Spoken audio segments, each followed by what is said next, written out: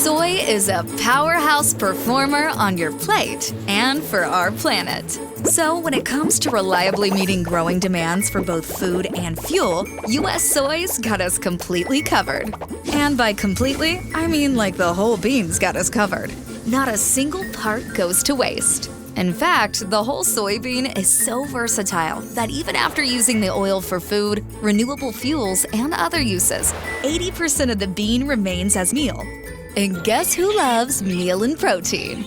That's right, people and animals.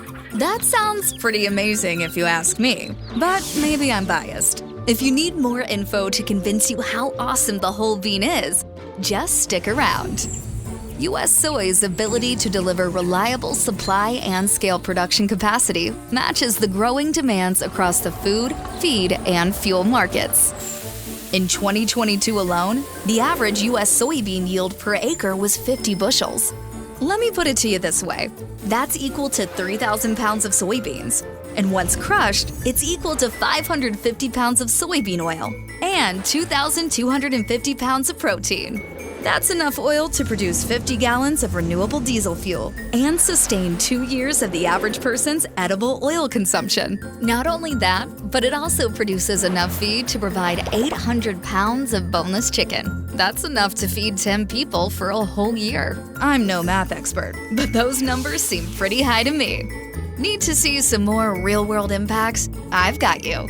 Because the increased use of biofuels has a positive impact on food security, farmers are able to maintain value for all components of the soybean.